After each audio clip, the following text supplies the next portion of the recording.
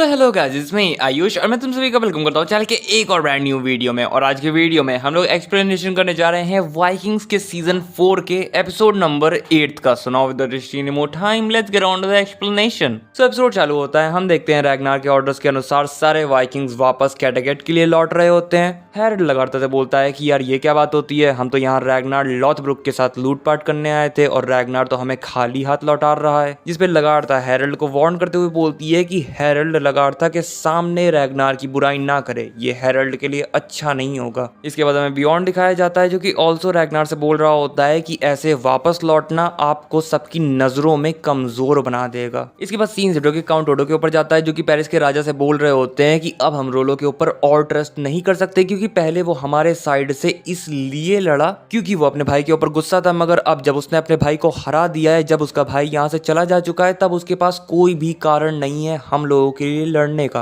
और ऊपर से उसने पेरिस को प्रोटेक्ट करके अपना काम तो कर ही दिया है, तो अब हमें रोलो की और कोई जरूरत नहीं है और हमें रोलो को यहाँ से निकाल देना चाहिए। जिसका पेरिस के राजा जवाब देते हैं कि ठीक है, मुझे इसके बारे में थोड़ा सोचने का टाइम दो। इसके बाद सीन शिफ्टो के वेसेक्स की तरफ जाता है जहाँ किंग एग्बर्ट मर्सिया की लड़ाई जीत के आ गए होते हैं और क्विंथ्रिट को बताते हैं कि काउंसिल के लोग सारे मर गए हैं और विंगस्टन अपनी तीर्थ यात्रा पे जा चुका है। क्विंथ्रिट बोलती है तो अब मैं फिर से क्वीन हूं ना, मगर किंग एग्बर्ट क्विंथ्रिट की इस बात का जवाब नहीं देते और जूडिथ से जाके पूछते हैं कि क्या जूडिथ को एल्फ्रेड और एथेलवुल्फ की कोई न्यूज मिली। जिसका जूडिथ जवाब देती है कि नहीं, उसे नहीं मालूम है कि उन दोनों की तीर्थ यात्रा कैसी चल रही है। मगर किंग एग्बर्ट बोलते हैं कि अरे नहीं, चिंता मत करो, मुझे मालूम है कि एथेल्स्टन की आत्मा उन दोनों के साथ है, उन दोनों को प्रोटेक्ट कर रही है। और इतना बोल के किंग एग्बर्ट वहां से चले जाते हैं। इसके बाद सीन शिफ्ट होकर वाइकिंग्स के ऊपर जाता है जो कि कैटेगेट की तरफ लौट रहे होते हैं, मगर रास्ते में रैग्नार वहीं आसपास की जगह को देखता है और बियॉन्ड को अपने पास बुला के बोलता है कि सबसे कह दो कि हम यहाँ पे कैंप बनाएंगे। बियॉन्ड समझ नहीं पा रहा होता है कि आखिर यहाँ क्यों, मगर रैग्नार बोलता है जैसा कहा है वैसा करो, तो बियॉन्ड सबको बोल देता है कि हम यहाँ पे कैंप बनाएंगे। इसके बाद सीन शिफ्ट होकर कैटेगेट की तरफ जाता है जहाँ आइवर तो हार्बर्ड से काफी खुश होता है, उसके साथ खेल रहा होता है, मगर सीगर्ड हार्बर्ड के आने से खुश नहीं होता और उम्मीद करता है कि उसके फादर रैग्नार यहाँ पे जल्दी आ जाए क्योंकि उसे यहाँ पे काफी अजीब लग रहा है। और इतना बोल के सीगर्ड वहां से चला जाता है।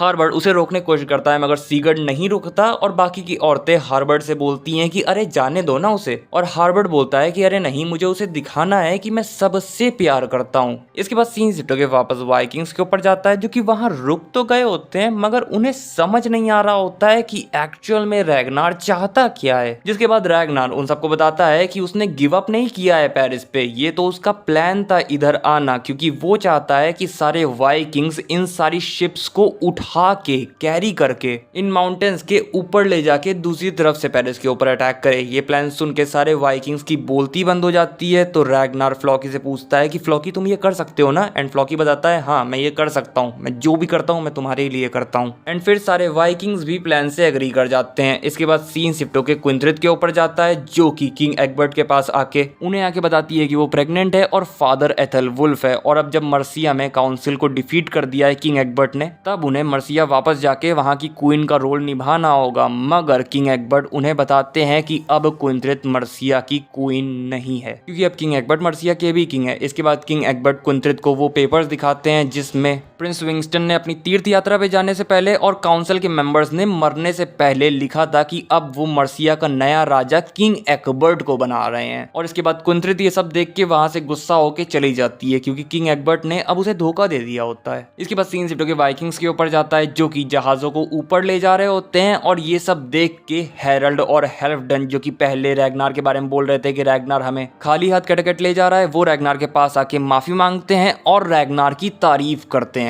इसके बाद सीन शिफ्ट होकर प्रिंसेस गिस्ला के ऊपर जाता है जो कि अपने फादर पेरिस के राजा को बताती है कि वो रोलो के बच्चे की माँ बनने वाली है, जो सुन के पेरिस के राजा और रोलो दोनों खुश हो जाते हैं। इसके बाद सीन शिफ्ट होकर काउंट ओडो के ऊपर जाता है जिससे कि थेरीज बोलती है कि उसे एक आइडिया आया है कि क्यों ना इस बार काउंट ओडो थेरीज के हाथों से अपने आप को चाबुक मरवाएं। जो सुन के काउंट ओडो इस चीज को एक्सेप्ट कर लेते हैं, यानी कि ये बंदा सेडिस्ट होने के साथ साथ मैसोकिस्ट भी है। इसके बाद सीन शिफ्ट होकर सीगर्ड के ऊपर जाता है जो कि अपनी मदर एशलॉक को एक मकान में लाता है और उसके अंदर एशलॉक देखती है कि हार्बर्ड दो औरतों के साथ सेग्स कर रहा होता है, जो देख के एशलॉक गुस्से में वहां से चली जाती है। अगले सीन में हम देखते हैं कि काउंट ओडो अपने ऊपर के कपड़े उतार के थेरीज के हाथों से चाबुक खाने के लिए तैयार होते हैं, मगर जब थेरीज उन्हें चाबुक मारती है तब काउंट ओडो बोलते हैं अरे नहीं नहीं मजा नहीं आया, थोड़ा और तेज। तो थोड़ा तेज करने के लिए और मजा देने के लिए थेरीज उसी आदमी को बुला लेती है जिसने कि थेरीज को काउंट ओडो के पास भेजा होता है, और यहाँ पे हमें इस आदमी का नाम मालूम पड़ जाता है जो कि रोलंड होता है। और ये काउंट ओडो को इतनी बुरी तरीके से चाबुक मारने लगता है कि काउंट ओडो को जैसे जान से ही मार डालेगा। इसके बाद सीन शिफ्ट होकर जूडिथ के ऊपर जाता है जो कि बाइबल पे वर्क कर रही होती है। तभी वहां पे कुंद्रित आती है और जूडिथ को बताती है कि वो प्रेग्नेंट है और इसका फादर एथेलवुल्फ है, मगर जूडिथ इससे गुस्सा नहीं होती और इवन कुंद्रित और एथेलवुल्फ को माफ भी कर देती है। जिसके बाद कुंद्रित जूडिथ को किंग एग्बर्ट वाली सारी बातें बताते हुए कि किंग एग्बर्ट ने कुंद्रित को धोखा देते हुए कुंद्रित से मर्सिया के थ्रोन को ले लिया है और खुद मर्सिया का राजा बन गया है, जिस वजह से कुंद्रित जूडिथ की मदद मांगती है कि जूडिथ कुंद्रित और उसके बेटे मैग्नस को यहाँ वेसेक्स से भागने में मदद करे, और जूडिथ मान जाती है। इसके बाद सीन शिफ्ट होकर हार्बर्ड के ऊपर जाता है जो कि एशलॉक के पास आता है, मगर एशलॉक हार्बर्ड से बहुत ज्यादा गुस्सा होती है और हार्बर्ड एशलॉक को समझाता है कि वो उन औरतों के साथ सेक्स सिर्फ इसलिए कर रहा था क्योंकि वो अकेला फील कर रही थी, मगर वो उनसे ज्यादा प्यार एशलॉक को ही करता है। वो एशलॉक को जो प्यार करता है वो प्यार वो किसी को नहीं करता,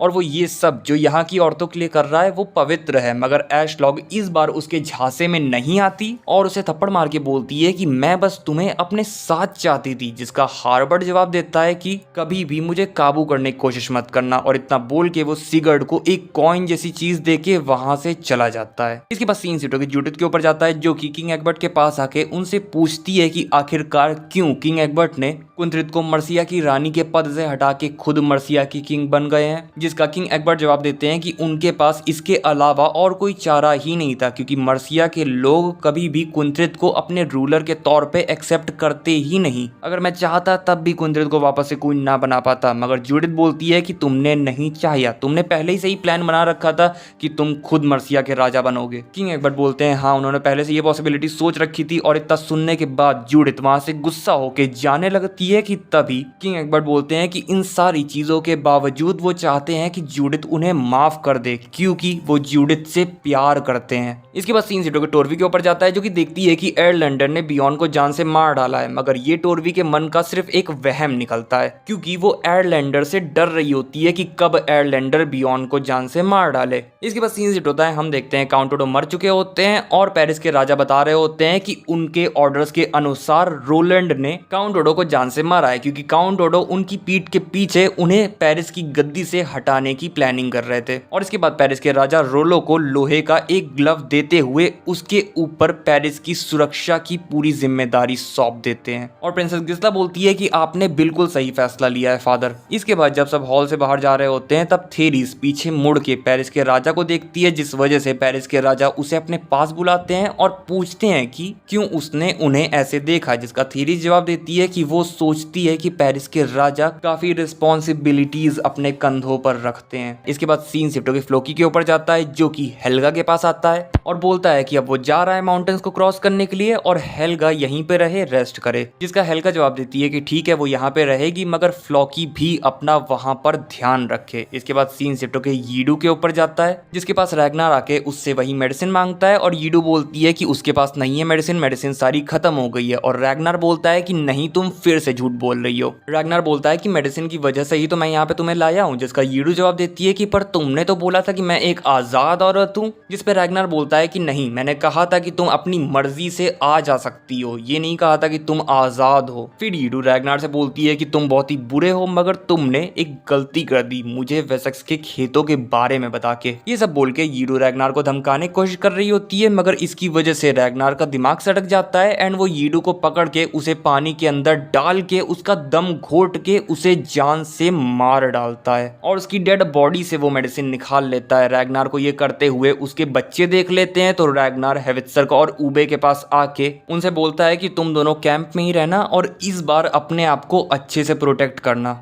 इसके बाद सीन शिफ्ट होकर वेसेक्स की तरफ जाता है जहां कुंद्रित अपने बेटे मैग्नस को लेके वहां से निकलने की कोशिश कर रही होती है, मगर वहां के गार्ड्स कुंद्रित को देख के उसे पकड़ के किंग एग्बर्ट के पास ले आते हैं, और किंग एग्बर्ट कुंद्रित से बोलता है कि तुम यहाँ से नहीं जा सकती, स्पेशली मैग्नस को तो लेके अपने साथ यहाँ से बिल्कुल भी नहीं जा सकती, क्योंकि मैग्नस रैग्नार लॉथब्रुक का बेटा है। और जब रैग्नार यहाँ पे आएगा तब मैं रैग्नार को उसका ये बेटा दिखाऊंगा कि देखो मैंने तुम्हारे बेटे की केयर करी है, उसको प्रोटेक्ट करके रखा है अभी तक। ऊपर से तुम मेरे बेटे एथलवुल्फ का बच्चा भी अपने अंदर कैरी कर रही हो, तो मैं तुम्हें जाने तो बिल्कुल नहीं दे सकता। इसके बाद सीन सीटोगे वाइकिंग्स के ऊपर जाता है, जहां सारे वाइकिंग्स ऑलमोस्ट अपनी सारी शिप्स को माउंटेन्स के ऊपर ले आए होते हैं। इसके बाद सीन सीटोगे रात की तरफ जाता है, जहां कुंथ्रित किंग एग्बर्ट के गार्ड को जान से मार के किंग एग्बर्ट के रूम के अंदर आके किंग एग्बर्ट की गर्दन पे चाकू रख देती है और बोलने लगती है कि उसके साथ आज तक जिंदगी में कितनी सारी बुरी चीजें हुई हैं, और अगर वो एक आदमी बन के बॉर्न होती तो उनकी जिंदगी कितनी अच्छी होती। मगर इतने में ही पीछे से जूडिथ आके कुंथ्रित को चाकू मार के जान से मार डालती है और किंग एग्बर्ट से बोलती है कि देखो तुमने मुझे क्या करने पे मजबूर कर दिया। और इसी के साथ ये एपिसोड यहीं पर खत्म हो जाता है। सो गाइस बस यही था वीडियो। अगर वीडियो अच्छा लगा हो तो लाइक कर देना, चैनल पे नए आए हो तो सब्सक्राइब करके बेल आइकन दबा देना।